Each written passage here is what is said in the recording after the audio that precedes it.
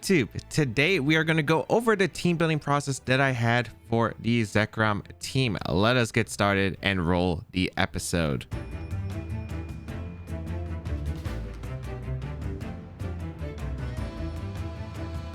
So why Zekrom? Zekrom was a Pokemon I thought was pretty interesting during the time period where Tauren Ogre was doing extremely well, and there weren't that many playerizations back then, and Xerneas wasn't nearly as common. So I really want to try out Zekrom, especially with Soak. I think I have used this combination multiple times, and I always really did enjoy it back in previous series, back in 2019. So I really want to see how it would be able to do with some Pokemon that I was very familiar with previous formats, and I just want to try them out and see how it went. So the team started off with Zekrom to start the show, of course, and to accompany it, of course, we needed the Soak for powerful Bolt Strikes that make it super effective to one-shot Pokemon such as Rillaboom, Incineroar, and a bunch of others. So Choice Scarf Tapu Fini was the choice. I wasn't sure if I was going to go Choice Scarf originally, or maybe potentially just a bulky Misty Seed variant, but I thought having that Choice Scarf could be nice because Tapu Fini would be able to outspeed, for instance, a Calyrex Shadow Rider. Alongside, accompanying it, Marowak, Mandibuzz, and Kartana. Tapu Fini, Marowak, Mandibuzz, and Kartana were actually a core I really did enjoy playing back in 2017 and even parts of 2018. I really did enjoy this core, especially with the Silk mode. It's very powerful and it was very solid when I was playing it. I think these Pokemon had a lot of potential, especially with Teravolt from Zekrom being able to fire out Bolt Strikes. Even if I had my Marowak next to me, I'd still be able to protect myself from electric type moves, but Bolt Strike would not be redirected into Marowak because of the Teravolt ability from Zekrom. Mandibuzz, I think, is a fantastic Pokemon that allows Tailwind, speed control, as well as helping against Calyrex Shadow Rider. That Pokemon is a massive threat, which I thought was pretty cool. And Kartana was a Pokemon I wanted to abuse the Soak mode from the Tapu Fini. Now, I could have added Rillaboom, but I wanted a Steel type. I want to try out Kartana, see how it goes, because of the fact that with Rillaboom, you'd be pretty much clicking Wood Hammer. You wouldn't be really getting to glide as much. Could have affected the terrain, which actually does matter in certain situations. And I just wanted to see if Kartana would be able to do well, because I didn't have any plans to use another Steel type otherwise. And then finally, for my last Pokemon, I decided to add Landorus T. The reason I decided to add Landorus T is because it intimidates Zacian, which is still pretty scary because of the fact that my Marowak is pretty much my only really good Pokemon against Zacian. So I want to Intimidate to slow it down, and Landorus T was that case, especially since I already had a fire type, so Incineroar, Arcanine weren't really that great with this team, and I already had Tapu Fini for my water type. I wasn't a big fan of Gyarados, or I wasn't a fan of Crocodile with Mandibuzz, so decided to go with Landorus T. Thought it'd be a solid Pokemon, and I thought Stealth Rocks could be really cool with Incineroar potentially just trying to switch in for the Intimidate. All right, let's go over the items, the movesets, and the EV spreads of this team. Life Orb Zekrom with Teravolt as the ability, Bolt Strike, Dragon Claw, Imprison, and Protect.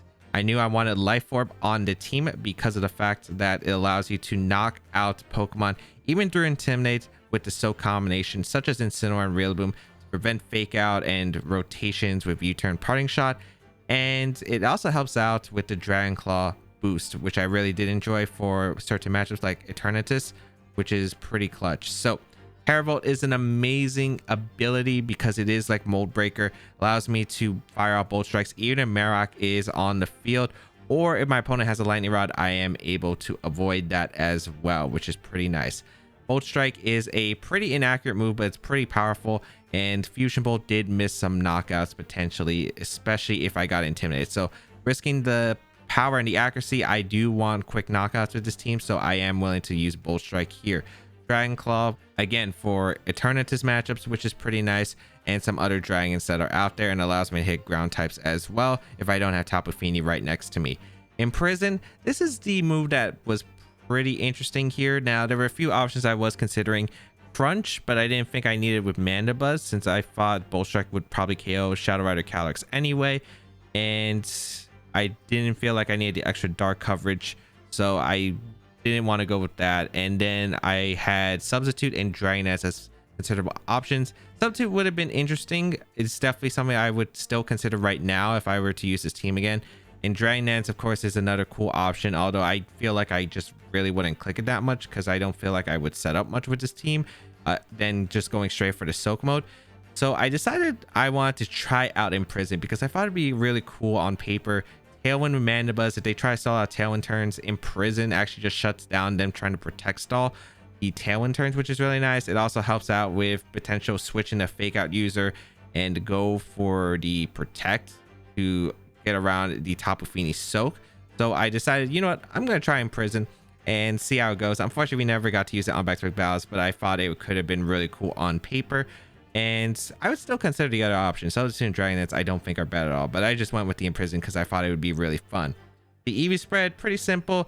I went with 204 speed Jolly, maxed out the attack. The reason I did this is because it does underspeed my Tapu Fini, even if my Tapu Fini doesn't have a Choice Scarf. So in case Tapu Fini loses his Choice Scarf from Trick or Knockoff, or potentially got hit by Electro Web or Icy Wind before, it still allows Zekrom to fire off the Bolt Strikes after Tapu Fini soak, even if Fini does take a speed reduction right there. So that is the main reason why, and I didn't feel like I needed max speed anyway. So the rest went into bulk, and yeah, just supposed to be a fast powerhouse that does a lot of damage, especially with Tapu Fini soak option.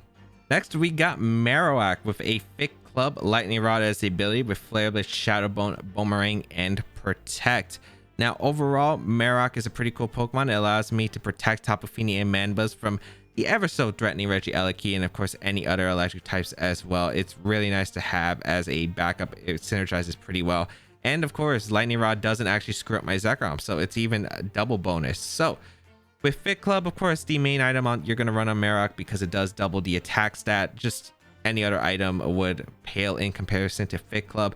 Flare Blitz, Shadow Bone, Bonemerang, and Protect are just a pretty standard moveset. I didn't want Poltergeist with this team because I felt like missing would be pretty bad, especially for like chip damage that I really want to get. And Bonemerang was just an option I want to consider for Reggie-Eliki's because it does bypass Focus Sash Reggie-Eliki. But overall, I was debating actually between Substitute on Marowak. I really do love Substitute Marowak. It's something I'm really comfortable with. But I thought maybe it might be worth trying to get rid of Reggie-Eliki super early on the field and maybe sniping Incineroar, for instance, on the switch. Because even though I got some options against Incineroar, it doesn't really hurt. Especially since I have a Kartana. Intimidate's really annoying for my Zekrom sometimes, depending on the situation. So I decided to have Bonemerang. It also helps against Zacians who try to substitute. So overall, just wanted to use Bonemerang, even though a little bit inaccurate. I think Substitute would have been fantastic as well. They both have their perks. So ended up with the EV spread, a very bulky Marowak, but also very fast. So I did want bulky Marowak because of the fact that Zacian is still a very big threat. I didn't need to invest that much in attack because of the fact that Fit Club just allows Marowak's attack stat to skyrocket. And then I ended up going with 156 attack to hit a 85 stat. That just allows it to outspeed a base 100s after a Tailwind from Mandibuzz, which I thought would be really nice in general. I could have tried to outspeed Zacian, but I thought that was way too much investment. So just wanted a benchmark that I was pretty comfortable with, and this was a benchmark I was completely okay with, sacrificing the potential bulk or attack that I might have otherwise invested in. All right, Kartana, not a Rillaboom. So I actually did have a version of Rillaboom. I had Rillaboom and Persian on this team at one point. Just because I thought it would be potentially interesting, but I thought Xerneas matchup was a little bit strange. But then again, Kartana is a super frail Pokemon, so it doesn't really beat Xerneas. But overall, I thought I want to try Kartana because you just don't see it anymore. It's just not a Pokemon that's really used. So I wanted to see if it actually still, could match up. So had the Scope Lens with the Kartana with Beast Boost as its ability, Leaf Blade, Sacred Sword, Substitute, and Protect. Now you might be wondering, why don't I have Detect? And the reason is I don't think it really matters. Of course, I'm running Imprison, so this is actually kind of funny, but overall I prefer the power points of having Protect and Detect, since 8 power points compared to 16 power points can actually matter in a potential match. So that's the reason why I usually tend to run Protect even if a Pokemon gets Detect. So it's just personal preference. Again, you could run Detect.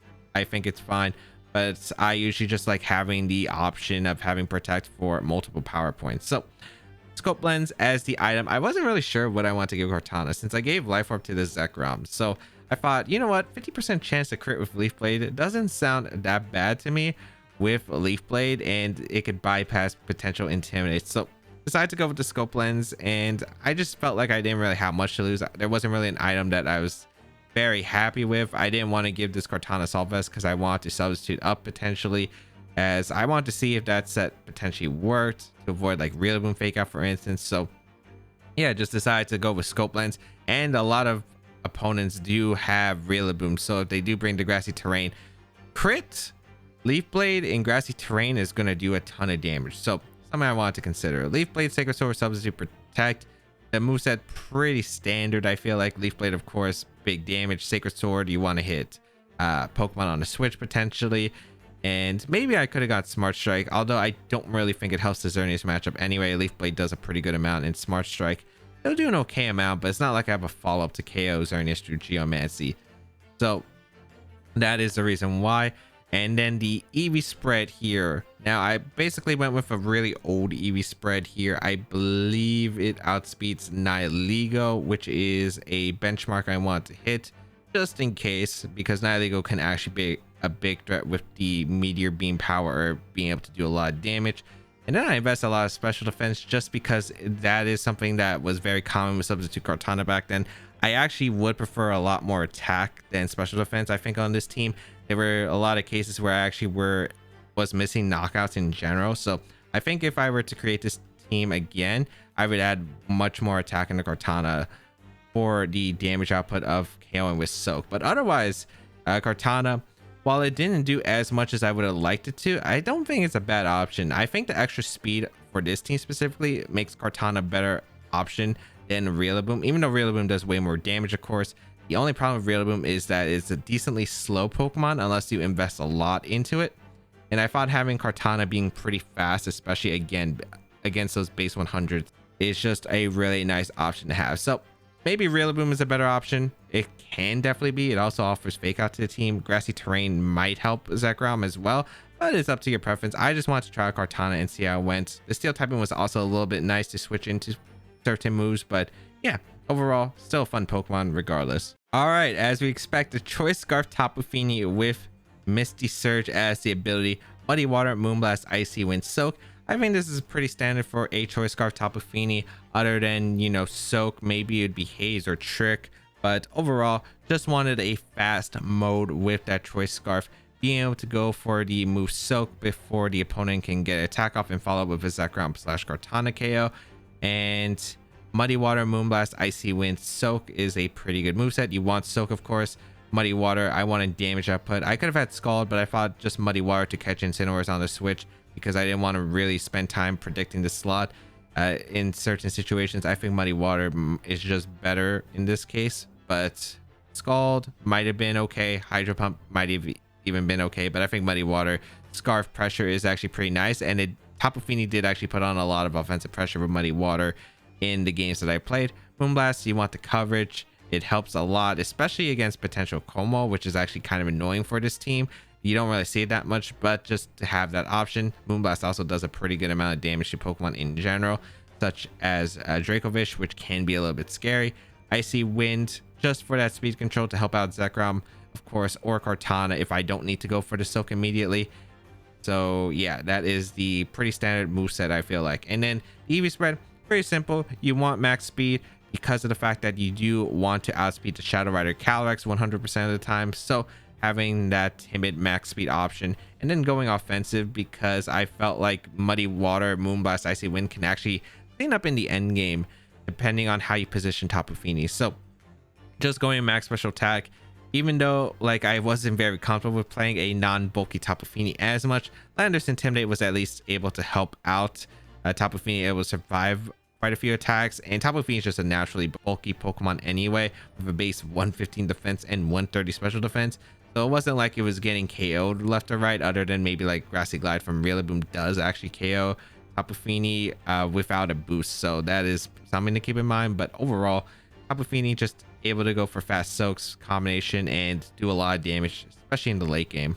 All right, so next we have Mandibuzz. Mandibuzz is a Pokemon I absolutely love from 2017. The fact is it has a great ability, great typing, and overall just solid support options with good general bulk. So having a Misty Seed Mandibuzz with Overcoat as the ability, Foul Play, Snarl, Tailwind, and Roost. It's really nice to have a Tailwind option on a team and a Pokemon that can help against Calyrex Shadow Rider, since normally I would have maybe an Incineroar on the team, for instance. But since I already have a fire type in Marowak, I really don't want to have Incineroar. So having Mandibuzz as a pretty good option. It's bulky, it can deal with Calyrex Shadow Rider, especially with that Misty Seed boost, should be able to help out immensely. So having the Misty Seed boost, very important. I do really like the Misty Seed option because the fact it just boosts that special defense. Also helps take less damage from, for instance, from Regieleki attacks. Overall, very solid. Overcoat is ability. I really love Overcoat because of the fact that you could avoid Spore, Sleep Powder, Rage Powder, and just set up your Tailwind very safely as well. Very fantastic ability. Foul Play and Snarl. Now, I wasn't sure, so I wanted Foul Play. The damage output from Foul Play is actually very solid. It actually does a good chunk to Zacian as well. A Tailwind, of course, I wanted that speed control. I wanted Roost because I wanted longevity in case Mandibuzz needs to set up a Tailwind later. It's also, again, my answer maybe Calyrex or the Lunala. So I wanted to make sure that Mandibuzz was going to be able to keep healthy at multiple times. And then the last move, I actually wasn't sure if I was going to have Snarl. Taunt was an option that I had. Whirlwind if I really wanted. So I had quite a few options. I ended up going Snarl here just as a option because I felt like maybe against Calyrex it'd still be more useful. And I wasn't really sure. It could help against Kyogre as well, potentially. So I thought maybe just keep Snarl on the option board because of the fact helps against Kyogre, helps break sashes against Eleki or Shifu, for instance, if it swaps in. So I thought Snarl was a okay option. I wasn't sure of how I really like Snarl on Mandibuzz. I still really like Taunt as an option, but it really just depended, I think, on the situation, as there were, I think Mandibuzz just has multiple great moves you can run on it, and you know, they're going to be useful in different situations all around. I think I like Taunt more than Snarl, but Snarl did come in handy in a few times. So really just up to personal preference. So let's get on to the EV spread. So as I mentioned earlier in the video, that this team was created during a time when Player of Zacian wasn't really a common set. So I ended up EVing this Mandibuzz to survive 2 Behemoth Blades from a neutral Zacian. That means a Zacian that has been intimidated once. Then I had 92 speed because I did want to outspeed Shadow Rider Calyrex after the Tailwind, and then I invested the rest into special defense, which also helps it live 2 Regieleki Volt Switches from the standard Focus Sash Timid Regieleki sets. Overall, Mandibuzz fantastic Pokemon. It does a lot of work, has so much good utility. So Landorus T is the last Pokemon I did add to this team. Now Landorus T is interesting in restricted formats because it doesn't generally do well, and it's not really used as much because of the fact, I think there's probably a lot of factors, especially with Rillaboom in this format being so common. So physical Landorus is very, very underwhelming generally. So it isn't as great, but of course, generally as a Pokemon, fantastic typing, Intimidate, great stats all around, fantastic Pokemon. But in this format, it was more of a support role. So did have the Citrus Berry with Intimidate as the ability, Earth Power, Stealth Rocks, U-Turn, and Protect. Again, was using it for the Intimidate ability. Citrus Berry allows a survival of 2 Behemoth Blades from Zacian after Intimidate, which is pretty important, again, because switching to Behemoth Blade, I think Zacian is still very scary, so I did respect that Pokemon. And I thought Citrus Berry was just a generally good item to have. Earth Power, because of the fact that Rillaboom is so common with Degrassi terrain, Earthquake doesn't really make much sense. And Earth Power can like generally 2-shot Zacians that are non-bulky. So overall, just fine with having Earth Power. Stealth Rocks was an interesting option. I wasn't really sure what I really want to have. I didn't really need a Rock type move. I felt like maybe Rock Tomb could have helped. But overall, I thought maybe I could get some bit of chip with Stealth Rocks to maybe catch Incineroars. Again, there's potential of fake out pivoting from the opponents. So I thought, you know, maybe Stealth Rocks can help punish those U-turn and shot rotations from Incineroar, Rillaboom, Regielekis even. So overall, just thought that was a interesting option that I felt like was pretty fun to experiment with, since I don't really use Stealth Rocks in BGC. So another experiment. It did pretty okay when I was testing, but overall I didn't get to use it, I think, throughout, although was pretty close to getting it. U-turn, do want pivoting with this team. I can get in Tapu Fini safer, or Zekrom potentially in a good spot, and then Protect, of course, is just a good move in general. So the EV spread here, as I mentioned before, it's EV to live a Zacian's Behemoth Blade twice with the Citrus Berry after I did get Intimidate off. And then the 124 speed you might think is interesting. This is just to outspeed Regieleki under Tailwind, which I thought, you know, was a okay option. I don't think outspeeding Regieleki under Tailwind is necessary, but it was just useful just in case I had maybe like Tapu Fini and Landers under Tailwind and I needed to get the Earth Power Muddy Water off before Regieleki can attack. So that is the main reason I just decided to opt for the speed. And then I ended up having 36 in special attack.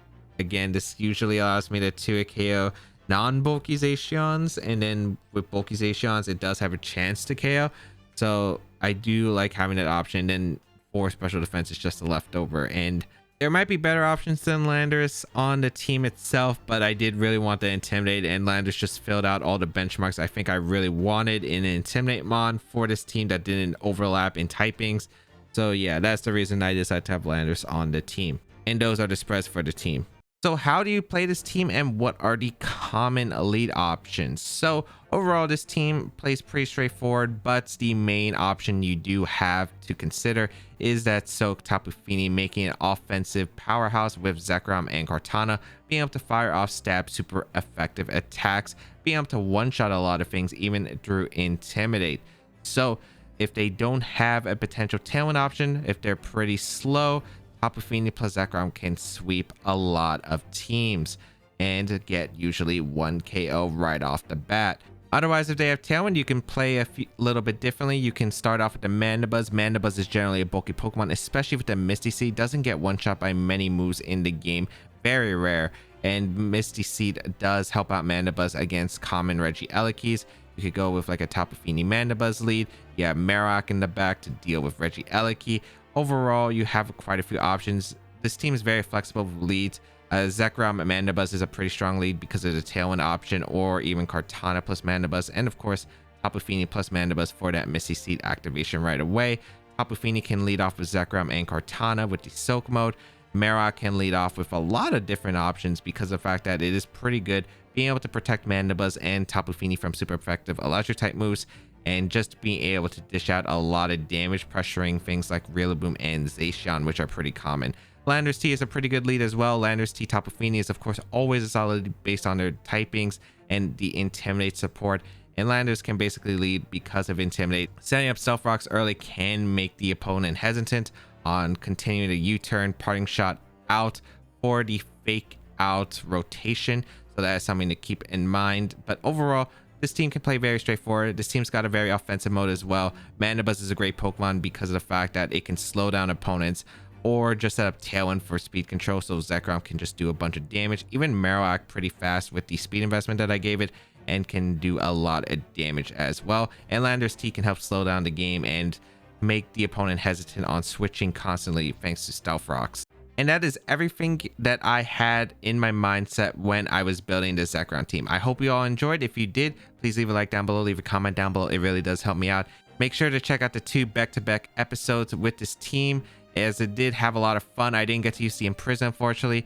And, you know, there's a lot of things. I think this team has a lot of potential, maybe some changes here and there. But overall, it was pretty fun. I really did enjoy it. Maybe it's not as good as it could have been a couple of weeks ago, but still a very fun team regardless. You have 2 weeks to grab this rental team and try it out. Otherwise, again, Paceman is available down below in the description. But as always, thank you all for tuning in. Have a great day, people. And until we battle again, I'll catch you all later.